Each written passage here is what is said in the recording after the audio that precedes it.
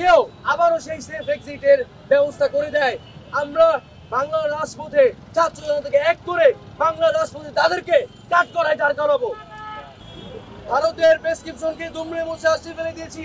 আমরা বলতে চাই, আমরা দৃঢ় কণ্ঠে বলতে চাই, আমরা সেই সামরিক শক্তি যারা ভারতের প্রেসক্রিপশন বাস্তবায়ন করেছিল বাংলাদেশের মাটিতে ছাত্র জনতার বিরুদ্ধে, বিপ্লবী জনতার বিরুদ্ধে, আমরা তাদেরকেও দুমড়ে মুছে এখান থেকে ছুড়ে ফেলে দিব।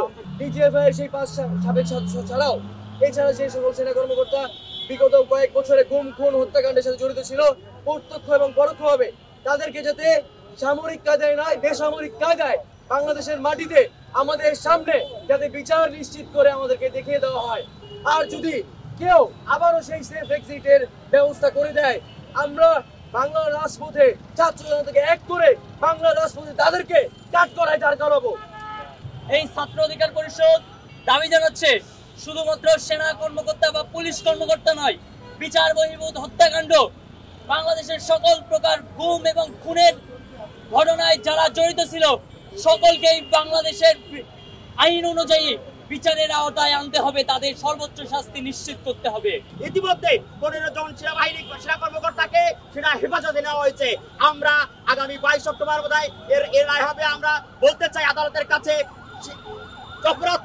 অপরাধী যে সেনা কর্মকর্তা নাকি সাধারণ মানুষ সেটা দেখার বিষয় নয়। এই সেনা হেফাজতে যারা আছে তারা সেনা হেফাজতে নয়, তাদেরকে অতি দ্রুত কারাগারে নিক্ষেপ করতে হবে। এই সময় এই সেনাবাহিনী কর্মকর্তাদেরকে সামরিক আদালতে নয় বরং বেসামরিক আদালতে এদেরকে বিচারের আওতায় এনে সর্বোচ্চ শাস্তি মৃত্যুদণ্ড কার্যকর করতে হবে।